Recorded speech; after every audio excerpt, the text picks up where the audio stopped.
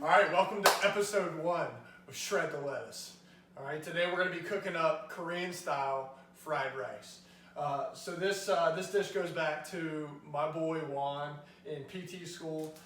He's from Seoul originally, and he kind of exposed me to Korean food. So we had a bunch of requests for like vegan food and high calorie food, and this will cover all that. Shout out Dwayne Cryo RVA for the Kanye bobblehead here, Life of Pablo. Oop, sorry Kanye, Life of Pablo. That's my boy right there. All right, let's get into it. So first, I want to talk about prepping vegetables. So a lot of youngins out there, and even adults, don't understand like how to prep food, right? How to cut properly. Okay, so let's break down this onion, green pepper, and green onions as well. So a lot of people don't understand how to break down vegetables, and I'm going to teach you a little bit about knife technique. So number one, this is a great way to hold the knife. So not like with the index, I mean that's okay, but this right here keeps your hand out of the way and keeps you nice and safe. So onion has two sides. We're going to cut off this side away from this right here. So one little cut down, go ahead and throw that in a little bowl. It's helpful to have one that you can throw all your scraps in. And then from here, we're gonna cut it down the middle. So big onion, this is a Vidalia onion, cut it right there, keep half. So little outer layer, we're gonna take that off. Little outer layer, take that off. Boom. Sometimes they can be a little stubborn. Just take that all the way off. All right, so here's the deal. Some people cut into sticks here. I like to cut horizontal first. So usually I like to bring the onion close to me. We're gonna start to make a small cut, hands way up here out of the way, and then we're gonna work this way, nice and smooth. So, you know, one of the keys is to have a really nice sharp knife as well. Boom, we're gonna slice that way. So after we slice horizontal, we're gonna come in here and cut vertically. So small cut in and then cut down towards you. Small cut in, down towards you. And then we just want to take that all the way across the onion. Just like that. All right, now the last piece is up to you in terms of how big you want to make this. I usually will cut this like little 1/4 inch down. Perfect. Perfect. And How then, should your fingers be? Good question. So fingers should be like this. So we want to keep the fingernails out of the way, and that creates a little shelf where you can actually use that knife to follow. So from here, we want to bring the fingers in, nice little cut, boom. And then that way we're nice and safe cutting the onion. And then this last little bit, dice that up, don't waste anything, chuck that in there. So I'm gonna use a half of a large Vidalia onion for this, separate that to the side, and that's part one. Now the second phase, we're gonna go bell pepper. So this should end up in 4 cuts. All right, so just on the outside, straight down, and that's actually gonna let you cut around all these seeds right here. So follow the outside of the pepper down. There's your 4 pieces. Keep this little bottom piece too if you want. So I don't cut these up quite as small as the onion. I'll cut these pieces into thirds, and then I like these pieces to be a little bit bigger, just so they give you a little bit of texture as you're eating. Boom, so again, each of these pieces will just get cut into a third. Break that down into a size that you like. And they don't have to be perfect, that's what makes it. Different size pieces, different textures as you eat. All right, last little piece here, break that down.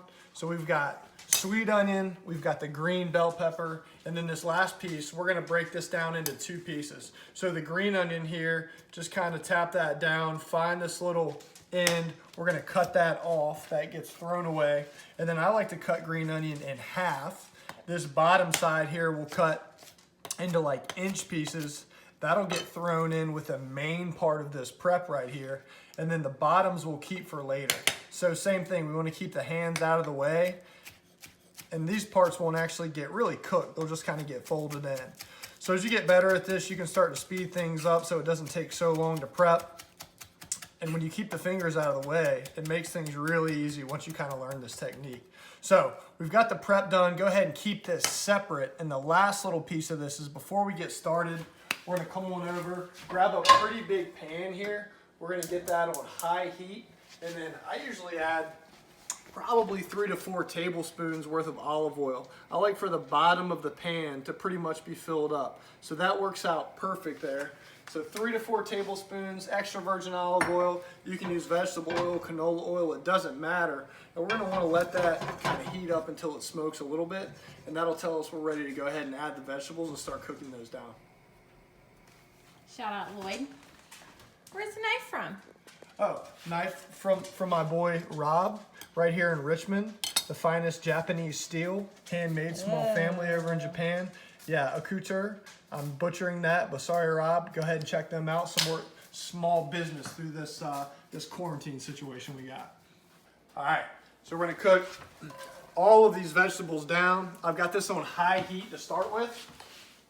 This is the bell peppers, the big side of the green onions, and then I've just got like a sweet Vidalia onion. You can use red onion, really doesn't matter. Just use whatever you have. You can even get some of those kind of frozen bags of vegetables to get it going. At this point, to help sweat all this down, I'd probably grab a little bit of salt, you know, probably a teaspoon worth of salt. Hit that in there. That's gonna get some of that water out of the vegetables pretty quick. And then we're literally just gonna like let these things and just stir them. We're gonna let them cook down until the vegetables start to get a little bit soft, and then we'll add the rice on top of that. Big missing kind of component for a lot of people is focusing too much on protein all the time when we're trying to get a lot of calories. So this is a dish that's gonna have some vegetables in it, but it's also gonna be carbohydrate primarily with the rice. And then we're gonna put quite a bit of olive oil and even some sesame oil in it. And oil and fat is where you get a lot of calories from, right? And it's vegan at the end of the day too, so we don't have to worry about any animal byproducts. We don't have to worry about any dairy or any of that stuff. So super good for you, and pretty clean for the most part. All right, so for the rice, we've just fluffed it up a little bit. I've got 2 cups of rice here before we cooked it, so just measure up 2 cups of rice, follow the directions on the rice just to figure out how much water you actually need in there. And then just let it sit for a little while, fluff it, and then we'll go. So from here, once the vegetables have cooked down, they started to get a little bit translucent, we're gonna add all the rice at one time, all right? So it's gonna look like it's way too much rice at first, but that's fine. Now, really important, on top of the rice, we want to add like a little more olive oil. I know that seems crazy, but that's going to get that rice not sticking to the pan at all, which is perfect. All right, going to kind of mash the rice up a little bit. Since it's fresh, if you're using freshly cooked rice, it shouldn't stick to itself too much, but just get some olive oil in that pan, get the rice going together, and you can mix it up a little bit if you want to. And then for starters, we'll let that go for like 3 to 5 minutes of just cooking. Do you want to talk about your outfit inspiration? Outfit inspiration is me, Stray 7'5". Got the Almeric hat, shout out to my boy Gator, Mr. Carpin. Got the RVCA shorts on. Iration, one of our favorite reggae bands. Trying to keep things light in this national pandemic. Do you typically shred during the summer? I don't know if I would say that I shred. I would say that I take the old 7-foot foamy out there, catch some shore break, try not to kill myself. All right, so soy sauce. This is some shoyu, which just doesn't have quite the same ingredients as your regular like Kikkoman soy sauce. It doesn't matter. From here, here's the deal.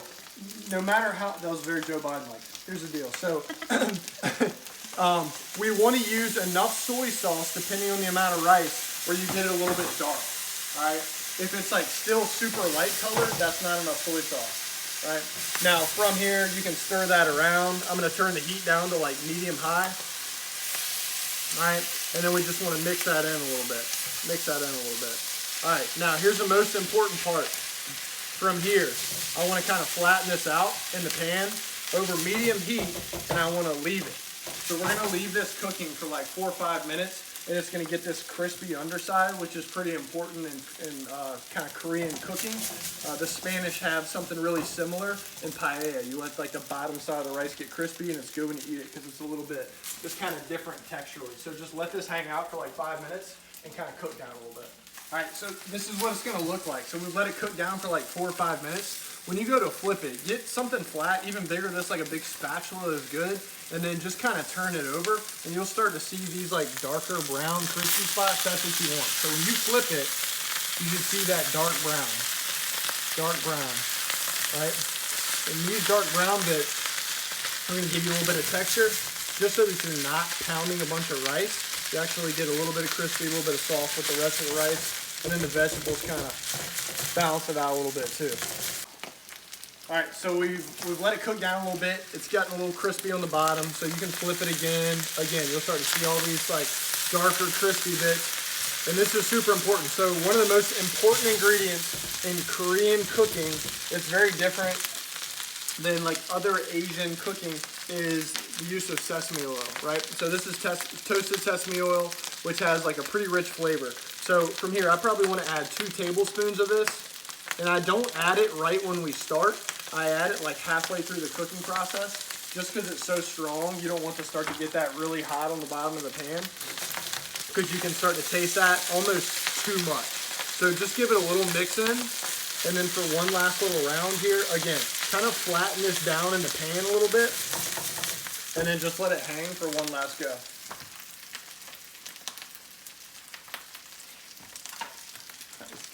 What are you drinking? I'm drinking a margarita. From? You. How's it made?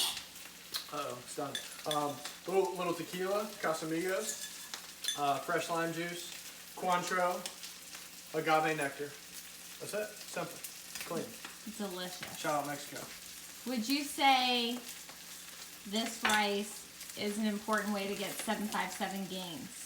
I would say that 757 gains are unique, generally to the 7.5, but if you learn for long enough, you can incorporate it into your culture. You know, Juan's parents have had a little shop right on the front of the shipyard in Newport News, where my dad worked his entire life and where a ton of people work back home. It's like the biggest employer. So yeah, they have the U's have been feeding people for a long time. Would you say you have 757 swag? I mean, I don't need to say that. It's obvious, basically, in everything I do. Do you think a lot of people want 757 swag? No, but they should, I would say. I would say people should. I mean, it's lifestyle. You know what I mean? It's lifestyle. All right, so last piece. This is just like the end of the green onion that we cut. And this is a good way just to kind of finish things off and give it a little color so you look like you know what you're doing.